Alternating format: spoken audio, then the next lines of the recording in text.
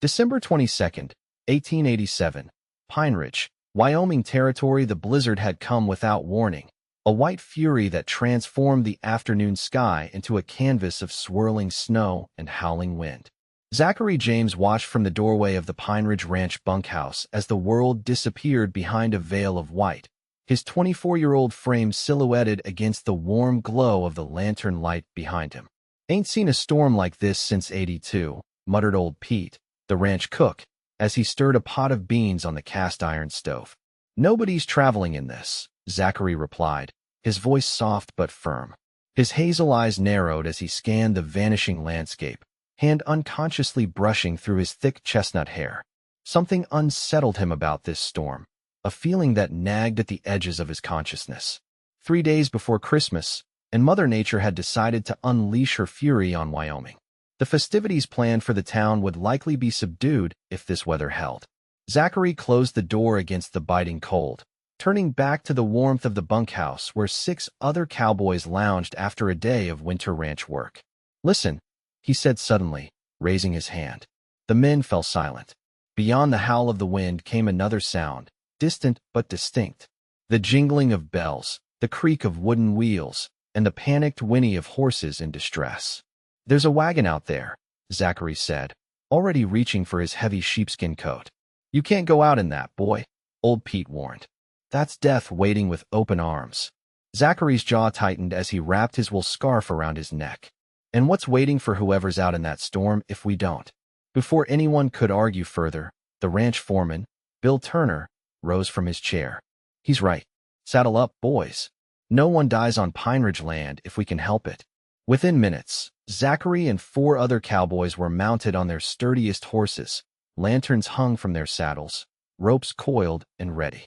The icy wind cut through their layers of wool and leather as they pushed forward into the blinding white.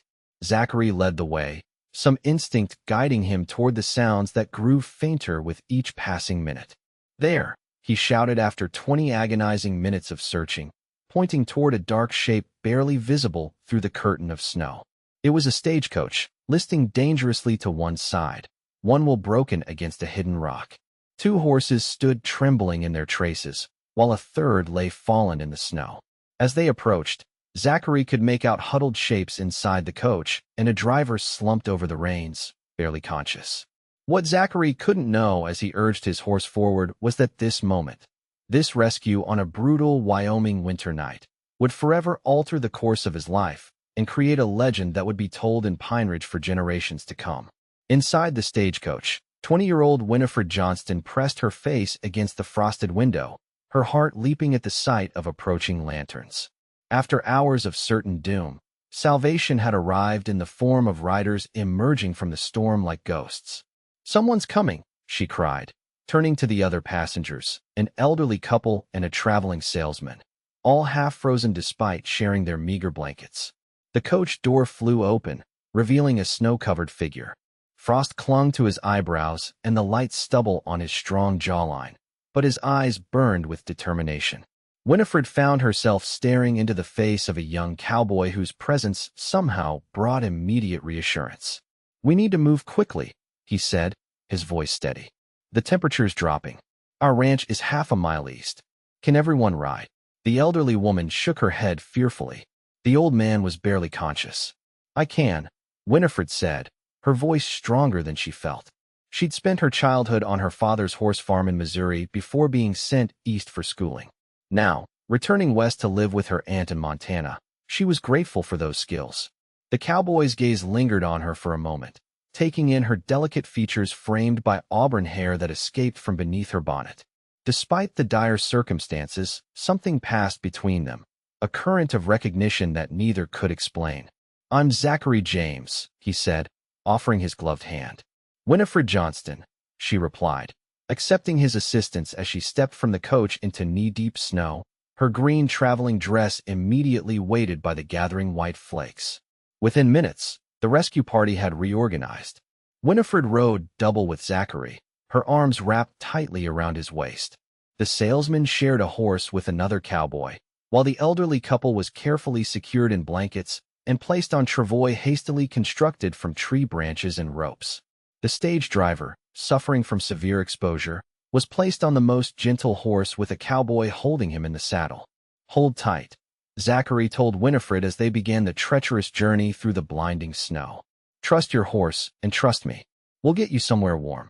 As they rode, Winifred pressed against Zachary's back, drawing warmth from his solid presence. She wondered what twist of fate had placed her life in the hands of this stranger, and why she felt such an immediate connection to him. Little did she know that their meeting would become the first chapter in a story that would be repeated around Pineridge hearths for the next 100 years. A Christmas legend that began with a blizzard and a rescue, but would encompass so much more. The Pineridge Ranch main house glowed with lamplight as the rescue party approached.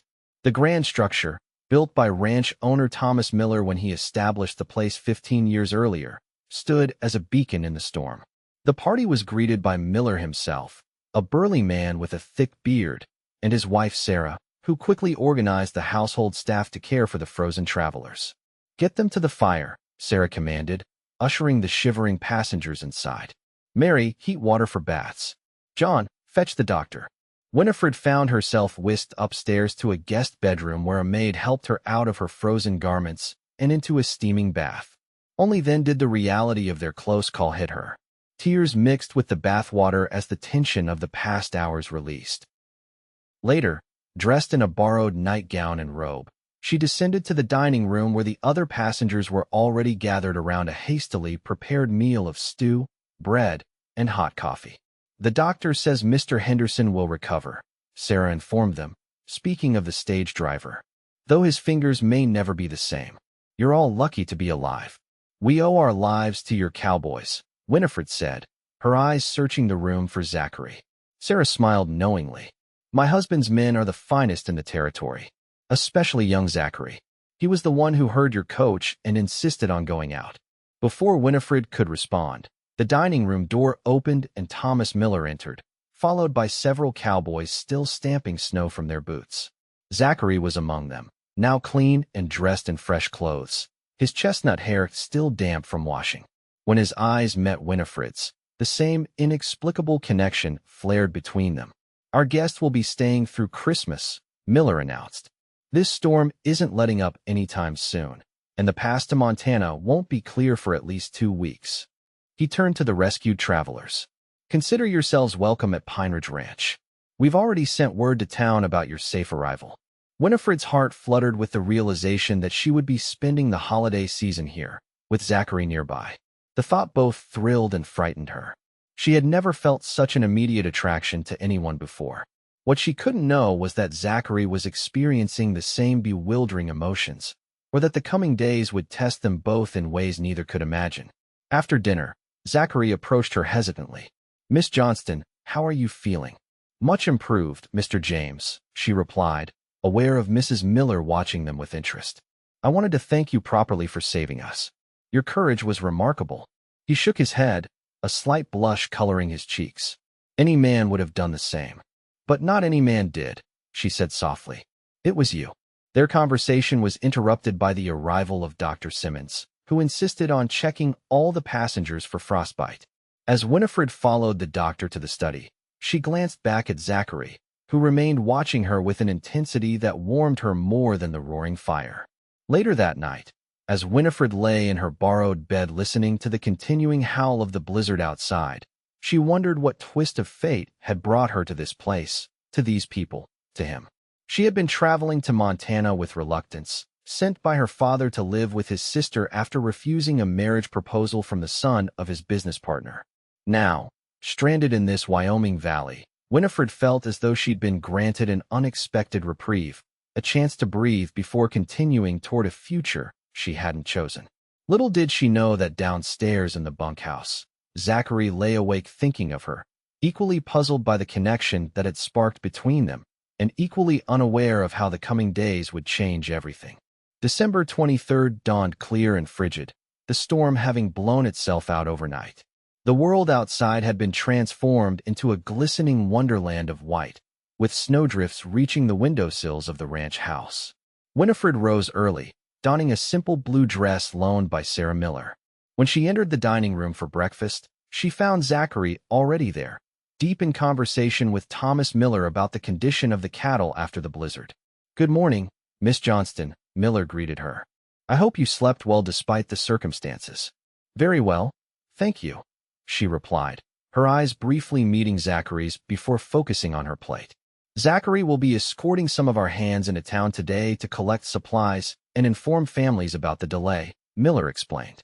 "I thought perhaps you might wish to accompany them to purchase any necessities you need for your extended stay." Winifred brightened at the prospect. "I would appreciate that very much." "The sleigh will be ready in an hour," Zachary said, rising from his seat. Something in his voice had changed, a formality that hadn't been there the night before. After he left, Sarah Miller leaned toward Winifred. "Don't mind him, dear. He's been that way since his brother died last spring. Keeps everyone at a distance." Winifred's heart constricted. His brother? Joshua, younger by 2 years. They were inseparable, drowned trying to save a calf during the spring floods. Sarah sighed. Zachary blames himself, though there was nothing he could have done. This revelation added another dimension to the young cowboy who had risked his life to save strangers in a blizzard. Was he seeking redemption for a brother he couldn't save? An hour later, bundled in borrowed furs, Winifred climbed into the large ranch sleigh beside Sarah Miller. Zachary sat in the driver's seat, handling the reins of 4 strong horses with confident ease. 2 other cowboys rode alongside on horseback, rifles across their saddles as protection against both predators and the occasional outlaw. As they glided across the snow-covered landscape toward the town of Pineridge, Winifred marveled at the beauty of the mountains rising in the distance. The air was crisp and clean, the sky an impossible blue after the gray fury of the storm. "It's beautiful country," she said, breaking the silence. Zachary glanced back at her. "It can be cruel too. Beautiful things often are." Something in his tone suggested he wasn't just speaking of the landscape. Before she could respond, he turned his attention back to the horses, leaving her to wonder what lay beneath his guarded exterior. The town of Pineridge appeared on the horizon, a collection of wooden buildings nestled in a valley. Despite its small size, the town was bustling with activity as people prepared for Christmas despite the recent blizzard. Garlands of pine decorated storefronts, and a large tree stood in the center of town, waiting to be trimmed for the community celebration. News of the rescued stage passengers spread quickly as they arrived. Winifred found herself the center of attention at the general store as she selected necessities to replace items in her trunk that remained with the stagecoach. "You're fortunate," said Mrs. Baker, the storekeeper's wife, as she helped Winifred select a new hairbrush. "If Zachary James hadn't heard your coach, they might not have found you until spring." "He seems very—" Winifred searched for the right word. "Reserved," Mrs. Baker supplied. "He wasn't always. Used to be the most charming young man in the county. That changed after Joshua died." Winifred nodded, recalling Sarah's earlier words. Mrs. Miller mentioned the accident. Mrs. Baker lowered her voice. "The tragedy affected the whole town, but none more than Zachary. Those boys were as close as twins. Some say Zachary hasn't smiled properly since that day." A movement caught Winifred's eye. Through the store window, she spotted Zachary loading supplies into the sleigh, his strong shoulders working methodically under his heavy coat. As if sensing her gaze, he looked up, their eyes meeting through the glass. For a moment, his guard seemed to drop, revealing a glimpse of the pain he carried. Then Sheriff Thomas approached him, breaking the connection as they fell into conversation. "Now there's another story," Mrs. Baker said, following Winifred's gaze. "Zachary was engaged to the sheriff's daughter before the accident." Winifred's heart sank inexplicably. "He's engaged." "Was," Mrs. Baker corrected. "Clara broke it off 3 months after Joshua died. Said she couldn't marry a man who'd buried his heart alongside his brother." She shook her head. "Shameful, if you ask me. Leaving him when he needed support most." This revelation added yet another layer to the enigmatic cowboy who had rescued her. Winifred found herself even more intrigued and concerned. Was she foolish to feel drawn to someone so wounded? Outside, the conversation between Zachary and the sheriff had grown animated. Through the window, Winifred could see tension in Zachary's stance, though his expression remained controlled. "Trouble?" she asked Mrs. Baker. The older woman peered through the glass. "Perhaps. There have been reports of cattle rustlers in the area. The blizzard might have driven them to shelter in these parts." When they departed Pineridge an hour later, Zachary was quieter than before, his jaw set in a hard line. Something about his conversation with the sheriff had disturbed him, but he offered no explanation as they glided back across the snow-covered plains toward the ranch. What none of them noticed was the set of fresh tracks cutting across their path from earlier, or the distant figures watching their return from the ridge above. Figures whose interest in the ranch had nothing to do with Christmas hospitality and everything to do with the cash stored in Thomas Miller's safe for the upcoming cattle sale. The peaceful holiday they anticipated was about to become far more complicated than anyone could imagine. Christmas Eve at Pineridge Ranch arrived with a flurry of activity. The main house was transformed with pine boughs, red ribbons, and candles. The rescued passengers had integrated into ranch life. The elderly couple, the Hendersons, helping with indoor preparations, while the traveling salesman, Mr. Parker, entertained everyone with stories from his journeys.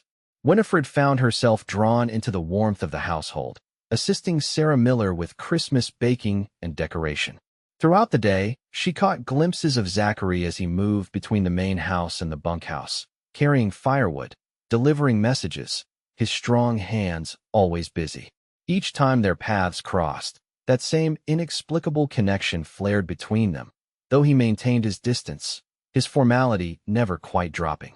Yet she sometimes caught him watching her when he thought she wouldn't notice, a look of longing in his eyes that resonated with her own feelings. "You've caught his interest," Sarah commented that afternoon as they prepared mince pies in the kitchen. "I haven't seen him look at anyone that way since Clara." Winifred blushed, focusing intently on the dough she was rolling. "I'm just a stranded traveler, Mrs. Miller. In 2 weeks, I'll be continuing to Montana." Sarah gave her a knowing smile. 2 weeks is a lifetime during a Wyoming winter, my dear. And Christmas has a way of working its own special magic. That evening, Thomas Miller announced that, despite the blizzard, Pineridge would continue its tradition of hosting Christmas Eve dinner for any townsfolk who could make the journey. "We'll send the sleighs to bring them," he declared. "No one should be alone on Christmas Eve, especially after such a storm." True to his word, Zachary and 3 other cowboys departed with sleighs in the early afternoon to collect families from the outlying homesteads and the town itself. Winifred watched from the parlor window as Zachary's sleigh disappeared down the lane, wondering about the people he would bring back, including the sheriff whose daughter had once been promised to him. Hours later, the sound of bells announced the return of the sleighs, now filled with townspeople bundled against the cold. Winifred stood in the entrance hall beside Sarah as guests streamed in, stamping snow from their boots and exclaiming over the decorations. Sheriff Thomas arrived with his wife and daughter, a pretty blonde woman who immediately sought out Zachary with a familiarity that made Winifred's chest tighten. Clara Thomas was beautiful, confident, and clearly still held some affection for Zachary, touching his arm as she spoke to him in low tones. "Don't worry about Clara," Sarah murmured beside Winifred. "She made her choice. Zachary hasn't forgotten." Before Winifred could respond, Thomas Miller called for everyone's attention.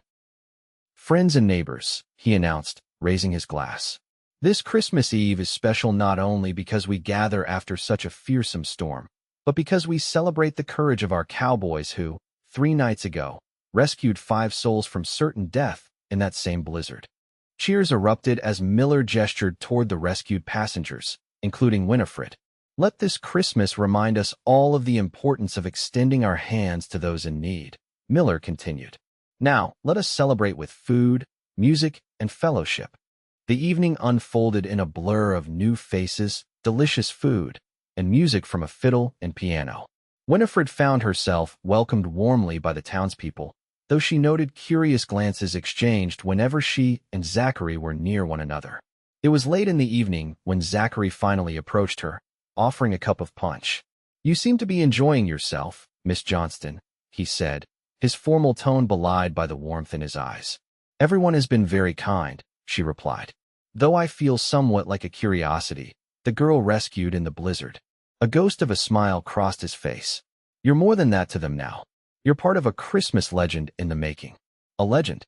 He nodded toward where Mr. Henderson was regaling a group with the tale of their rescue, his gestures becoming more dramatic with each telling. "By next Christmas, the story will include wolves and bears and who knows what else." Winifred laughed, and something in Zachary's expression changed as he watched her, a softening, a glimpse of the man he might have been before tragedy struck. "Would you care to step outside for a moment?" he asked suddenly. "It's rather warm in here."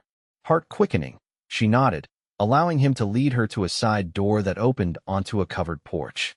The night air was cold but refreshing after the crowded parlor, the sky ablaze with stars unlike any Winifred had seen in the east.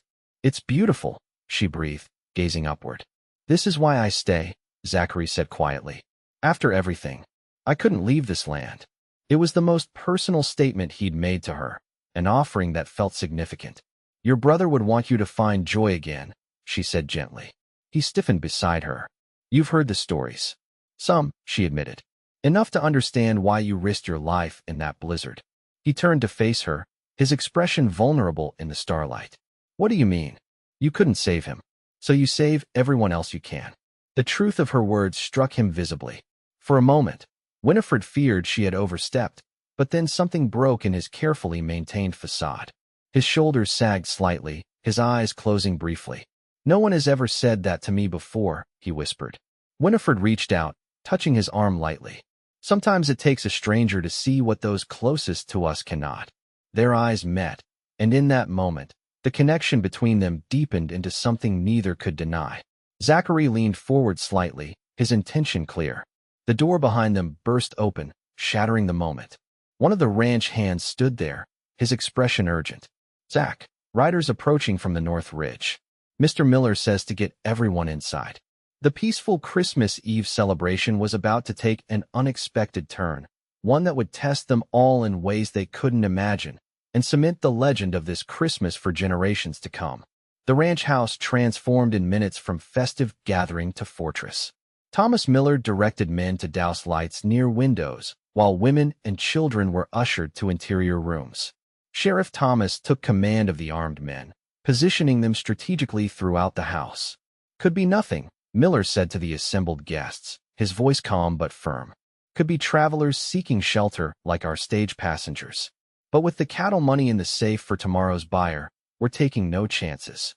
Winifred found herself in the kitchen with Sarah Miller and several other women, including Clara Thomas, who looked far more excited than frightened by the development. "This happens sometimes," Clara explained, noting Winifred's concern. "Raiders thinking they can catch ranches unprepared during the holidays." "Has the ranch been attacked before?" Winifred asked. Clara shook her head. "Not Pineridge. The Millers employ too many hands. But the Stevens place was hit last Christmas. 2 men killed." Sarah shot Clara a reproachful look. "That's enough, Clara. No need to frighten our guest further." From their position, they could hear the men's muffled voices as they organized the defense. Zachary's distinctive tone rose occasionally, calm and authoritative. Minutes stretched like hours as they waited. Finally, the sound of approaching horses broke the tense silence. Through the kitchen window, Winifred could see riders emerging from the darkness, at least 10 men, their faces obscured by scarves, rifles glinting in the moonlight. "Ladies, move away from the windows," Sarah instructed firmly. They retreated deeper into the kitchen just as a commanding voice called from outside. "Thomas Miller, we know you've got the cattle money. Send it out with 1 man, unarmed, and we'll ride away peaceful. Otherwise, we start shooting, and this fine Christmas party turns into a funeral." Miller's response came from somewhere near the front door. "This house holds 30 armed men, including the sheriff. Ride away now, and we'll forget we saw you." Harsh laughter floated through the night. "You're bluffing, Miller. Half the county's here, but most came in sleighs, not with rifles. You've got 10, maybe 12 guns. We've got more, and nothing to lose." The tension in the house was palpable. Winifred's heart pounded as she realized the danger they faced. These men wouldn't hesitate to kill for the money, and they'd have no mercy for witnesses. A new voice spoke from the darkness, cold, calculating. "You've got 5 minutes to decide, Miller. Then we burn you out." Sheriff Thomas conferred urgently with Miller and several others, including Zachary. Their voices were too low to make out, but their expressions conveyed the gravity of the situation. Clara edged closer to Winifred. "I know what Zachary's thinking," she whispered. "He's going to volunteer." "Volunteer for what?" Winifred asked, dread building in her chest. "To take out the money. He'll have some plan to draw them away from the house." Clara's tone held a strange mixture of pride and bitterness. "That's why I couldn't marry him. He's always the one to step into danger. Before Winifred could respond, Zachary entered the kitchen, his expression resolute as he approached a side door rarely used. "What are you doing?" Winifred asked, moving toward him instinctively. He startled slightly, not having noticed her in the shadows. "Miss Johnston, you should be with the others. You're going out there, aren't you?" His jaw tightened. "Someone needs to buy time while the sheriff's men circle behind them. I know this land better than anyone." "It's suicide," she whispered fiercely. "Not if I'm careful." He checked the revolver at his hip. "I need to create a distraction. The stables are far enough from the house that if I set a controlled fire—" "No." The word escaped before she could stop it. There must be another way. Something in her reaction made him pause, his eyes searching hers. "Why do you care what happens to me? We barely know each other." The question hung between them, demanding an answer Winifred wasn't prepared to give, wasn't even sure she understood herself. How could she explain the connection that had formed between them in just 3 days? "Because no one else should die on Christmas Eve," she said finally. "Especially not someone who risked his life to save strangers." For a moment, his resolve seemed to waver. Then Sheriff Thomas entered the kitchen. "Zachary, we're ready. Miller's preparing a fake money pouch." He nodded at Winifred. "Ma'am, you should join the others." Zachary turned to follow the sheriff, but Winifred caught his arm. "Wait," she said, then impulsively rose on her toes to press a kiss to his cheek. For luck, surprise, and something deeper flashed across his face. Then he was gone, slipping out the side door into the darkness. What followed was the longest hour of Winifred's life. From hushed conversations among the men, she gathered that Zachary was creating a diversion while the sheriff's deputies, who had arrived separately for the party, circled behind the raiders. The sound of distant gunfire made her flinch. More shots followed, then shouting. A flash of orange light illuminated the windows. Something was burning, but whether it was Zachary's planned distraction or something gone wrong, she couldn't tell. The gunfire intensified, seemingly coming from multiple directions now. Women clutched each other's hands, children whimpered despite attempts to comfort them, and the men at the windows reported terse updates that revealed little. Finally, after what seemed an eternity, the shooting stopped. Silence fell, heavy and ominous. Minutes passed without word, the tension building until it was nearly unbearable. Then came the sound of approaching horses, steady, unhurried. Not a retreat or a charge. "It's the sheriff," called one of the men at the window. And Zachary with him. Relief swept through the room like a physical force. People rushed to doors and windows as riders approached the house. Several men bound and slumped across their saddles. Winifred hung back, overwhelmed by emotions she couldn't name. When Zachary finally entered, his coat torn and a streak of soot across his cheek, but otherwise unharmed, their eyes met across the crowded room. The connection between them pulsed stronger than ever, a recognition that something significant had changed this night. As the chaos subsided and the story emerged, it became clear that Zachary's diversionary tactic had worked perfectly, allowing the sheriff's men to surround the raiders. All had been captured without loss of life among the defenders, though 2 of the outlaws had been wounded. "A Christmas miracle," Thomas Miller declared, raising a glass in toast. And another chapter in the legend of Pineridge Ranch. As the celebration resumed, now fueled by relief and excitement, Winifred found herself drawn outside to the porch where she and Zachary had almost kissed before the interruption. The night air was crisp, the stars brilliant overhead, the world peaceful once more. The door opened behind her. She didn't need to turn to know it was Zachary.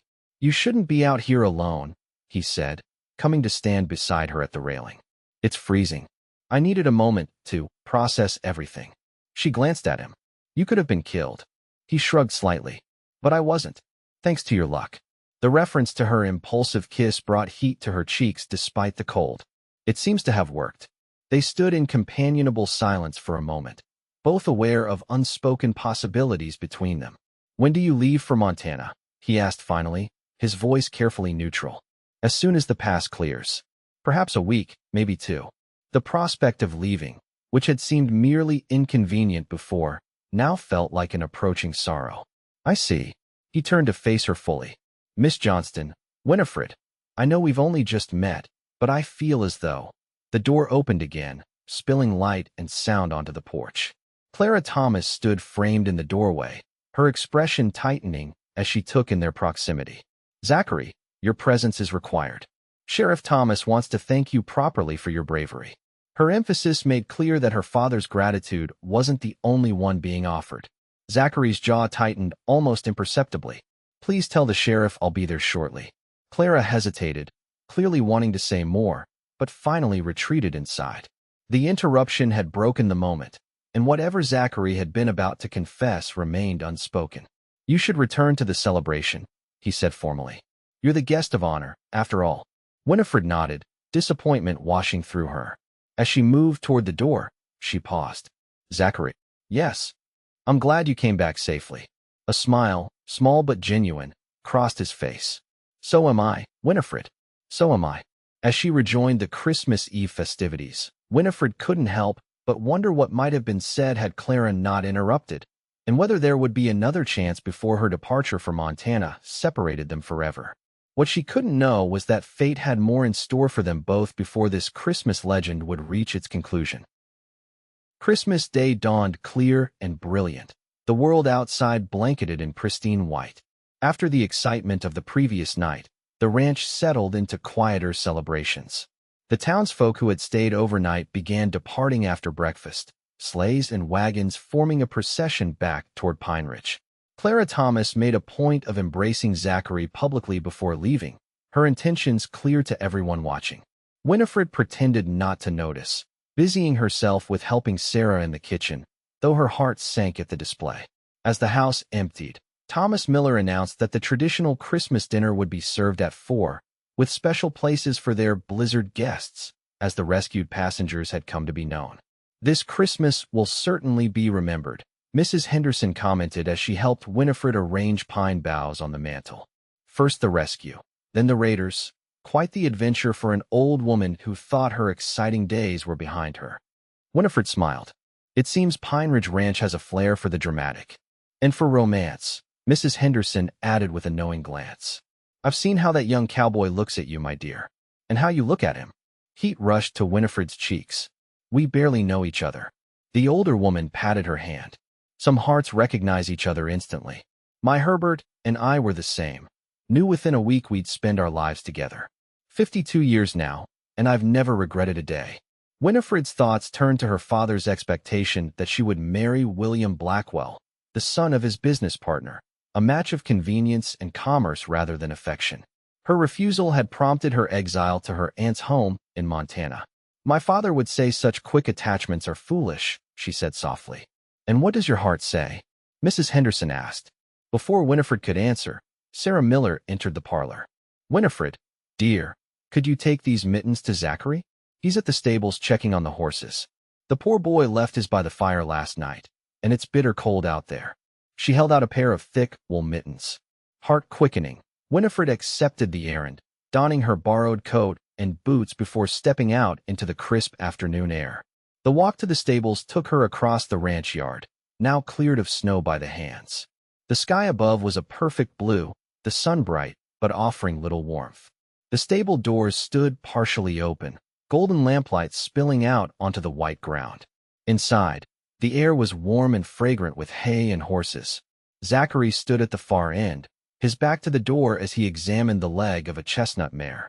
For a moment, Winifred simply watched him. The gentle competence of his hands, the easy way he murmured to the horse, the strong line of his shoulders beneath his wool shirt. Something about him called to her in a way no one ever had before. "Zachary," she finally called softly. He turned, surprise and pleasure crossing his face. "Miss Johnston, what brings you to the stables?" She held up the mittens. "Mrs. Miller was concerned about your hands." He crossed to her, his boots rustling in the straw. "That's kind of her. And of you to deliver them." As she handed him the mittens, their fingers brushed, sending that now familiar current between them. Neither pulled away immediately, both startled by the intensity of the connection. "I wanted to thank you," he said finally. "Your concern last night. It meant a great deal to me." "I meant what I said," she replied. "No one should die on Christmas Eve. Especially not you." Something in her tone made him study her face more carefully. "Winifred, Zachary." A voice called from outside. "Mr. Miller needs you at the house." The moment broken, Zachary stepped back, his expression shuddering. Duty calls, he said with forced lightness. Thank you for the mittens. Winifred nodded, disappointment washing through her as she watched him stride away. Twice now they had been interrupted at a crucial moment. She was beginning to wonder if they would ever have the chance to speak what was in their hearts. As she made her way back to the house, Winifred reflected on Mrs. Henderson's words about hearts recognizing each other. Was that what had happened between her and Zachary? And if so, what did it mean when her future lay in Montana and his was firmly rooted here? The Christmas dinner that afternoon was a magnificent affair despite the remote location. The dining table groaned under platters of roast turkey, ham, potatoes, vegetables, and pies. Thomas Miller presided at the head, with Sarah at the foot, the rescued passengers and key ranch hands, including Zachary, arranged between them. As they ate, Miller proposed a toast. To new friends brought to us by a blizzard, to brave men who faced down danger, and to a Christmas none of us will ever forget. Glasses clinked amid cheers of agreement.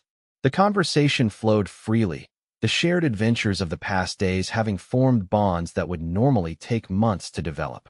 I've been thinking, Miller said as the meal progressed, about establishing this as a tradition, opening Pineridge to stranded travelers each Christmas.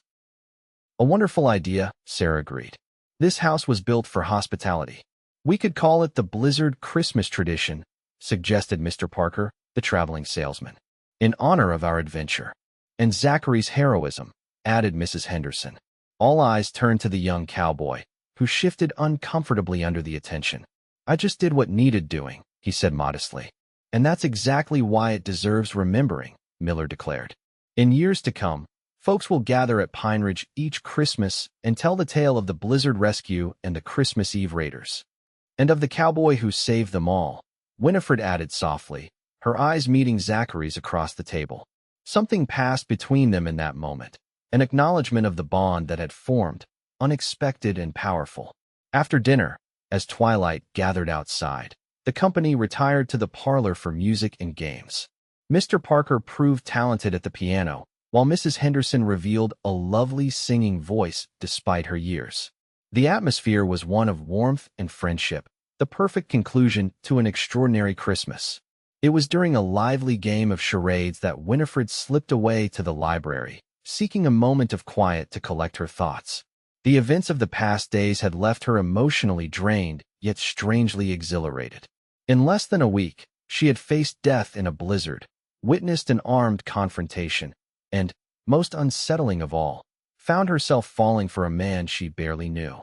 She stood by the window, gazing out at the star-filled sky, when the library door opened behind her.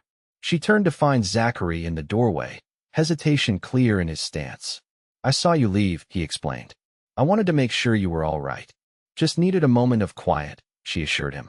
It's been an overwhelming few days. He nodded, stepping into the room, but leaving the door ajar for propriety. For all of us. A silence fell between them, heavy with unspoken words. Zachary. She began at the same moment he said, Winifred. They both laughed, the tension breaking slightly. Ladies first, he offered. She gathered her courage. I've been thinking about what Mrs. Henderson said to me today, about hearts recognizing each other instantly. His expression grew serious. What do you think about that idea? I think. I've never experienced anything like these past days. The connection I feel to you, it defies explanation. He moved closer, his eyes never leaving hers. I felt it too. From the moment I opened that stagecoach door. But I'm leaving for Montana, she said, voicing the practical concern that had been troubling her. And you belong here. Do you want to go to Montana? He asked quietly. The question caught her off guard. I never considered I had a choice. My father arranged it after I refused the match he'd selected for me.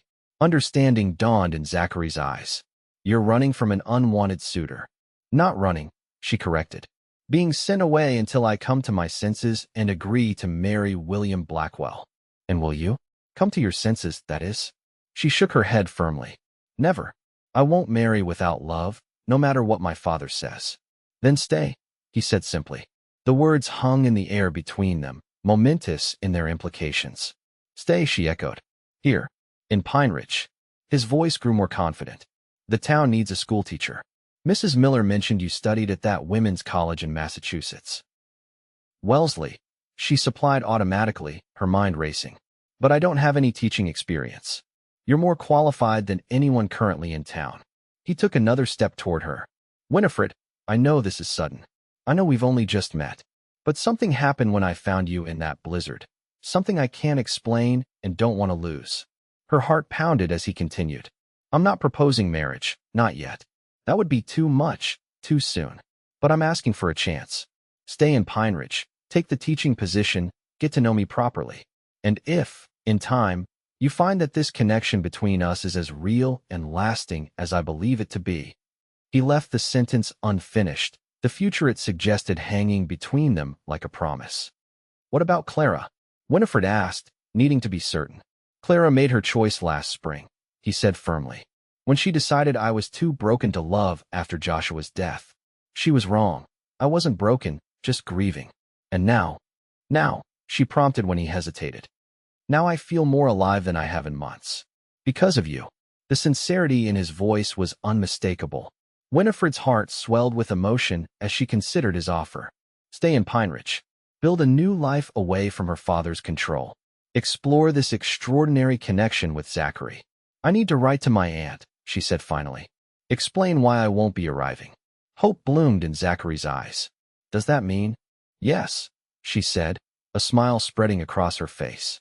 I'll stay. For the teaching position, for Pineridge, and for the chance to know you better. The joy that transformed his features was answer enough to any doubts she might have harbored. He closed the distance between them, taking her hands in his. May I? He asked softly, his gaze dropping to her lips. She nodded, her heart racing as he leaned forward. Their first kiss was gentle, tentative, a promise rather than a passion, sweet with the newness of their connection and the possibilities that stretched before them. When they parted, Winifred felt as though something fundamental had shifted in her world. Whatever the future held, she knew with certainty that her life had changed course the moment Zachary James had opened that stagecoach door in the blizzard. Merry Christmas, Winifred, he whispered. Merry Christmas, Zachary, she replied. The first of many, I hope. The sound of laughter and music drifted from the parlor, reminding them of the celebration continuing without them. Hand in hand, they returned to join the others, their shared secret adding a special glow to the remainder of the evening. What neither of them could know was that this Christmas, this legend in the making, was only the beginning of their story. 1 year later, Christmas Eve, 1888. The great room of Pineridge Ranch buzzed with activity as Sarah Miller directed the placement of pine garlands along the staircase. Outside, snow fell gently, nothing like the blizzard of the previous year, but enough to dust the landscape with festive white. A little higher on the left, John, she instructed one of the ranch hands. Perfect. Now secure it there. From the doorway, Winifred James watched with a smile, her hand absently touching the simple gold band on her finger, still new enough to feel somewhat strange after just 3 months of marriage. Admiring your handiwork, a warm voice asked as strong arms slipped around her waist from behind. She leaned back against her husband's chest. Actually, I was admiring your mother-in-law's. Sarah has a gift for making this place magical. Zachary chuckled, his breath warm against her ear. She's outdoing herself this year. 25 confirmed guests for tomorrow's dinner, and possibly more if anyone gets stranded in this snow. The blizzard Christmas tradition continues, Winifred said, turning in his arms to face him. His face, so often serious during their first meeting, now relaxed into an easy smile as he gazed down at her. The past year had healed much of the grief that once shadowed him, though Winifred knew he still visited his brother's grave each Sunday without fail. Hard to believe it's been a year, he said, tucking a strand of auburn hair behind her ear. Sometimes it feels like yesterday that I pulled open that stagecoach door and found you inside. And sometimes it feels like I've known you my entire life, she replied, rising on her toes to kiss him briefly. Best blizzard I've ever been caught in. Their courtship had progressed steadily after that first Christmas. Winifred had taken the position at the Pineridge School, boarding with the minister's family, while she and Zachary became better acquainted through proper calls, chaperoned outings, and town socials. By summer, they were officially courting. When autumn came, Zachary proposed on a hilltop overlooking the ranch, and by October they were married in the town church. Thomas Miller had gifted them a plot of land on the eastern edge of the ranch property, where they were building a home of their own. Until it was completed, they lived in a comfortable cabin closer to the main house.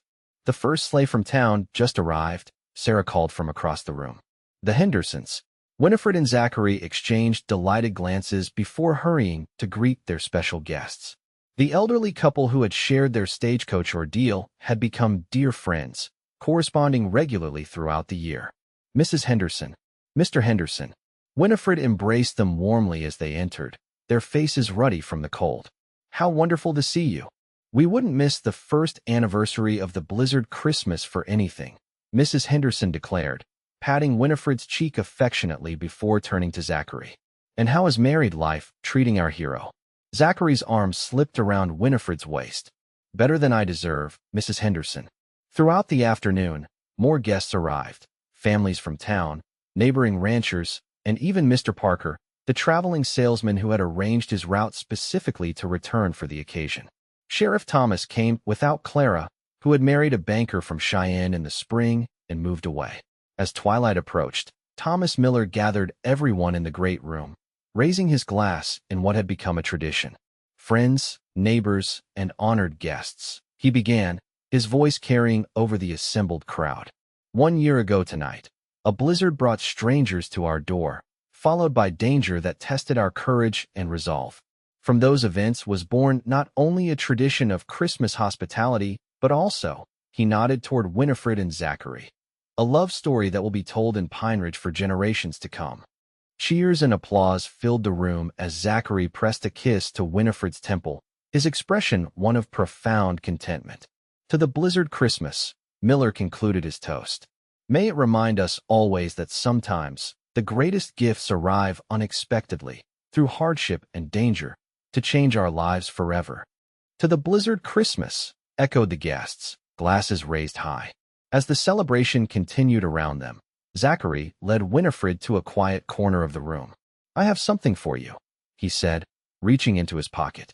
"I wanted to give it to you privately, before tomorrow's festivities." He pressed a small package wrapped in brown paper and tied with red string into her hands.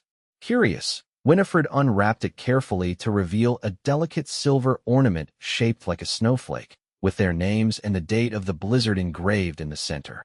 "Oh, Zachary," she whispered, tears pricking her eyes as she traced the fine metalwork with her fingertip. "I had it made in Cheyenne," he explained. "I thought we could hang it on our tree each year to remember how we found each other." "It's perfect," she said, her voice thick with emotion. "And speaking of remembering," she took his hand and placed it gently on her stomach, watching as understanding dawned in his eyes. "Winifred, are you certain?" She nodded, her smile radiant. "Dr. Simmons confirmed it yesterday. By next Christmas, there will be 3 of us to celebrate the Blizzard Christmas tradition." Joy spread across Zachary's face, bright and unrestrained. In one fluid motion, he swept her into his arms and spun her around, heedless of the curious glances they drew from nearby guests. "I love you, Winifred James," he declared, setting her carefully back on her feet. "More than I ever thought possible when I opened that stagecoach door last year." "And I love you, Zachary James," she replied, rising on her toes to kiss him properly, unconcerned with the smiles and knowing looks exchanged by those watching. "My Christmas cowboy, my rescuer, my heart." Outside, the snow continued to fall, adding another layer to the Wyoming landscape that had brought them together. Inside, surrounded by friends old and new, their love story, born in a blizzard, tested by danger, and now flourishing with promise, added another chapter to the legend of Pineridge Ranch's Blizzard Christmas, a tradition that would indeed be remembered and celebrated for generations to come.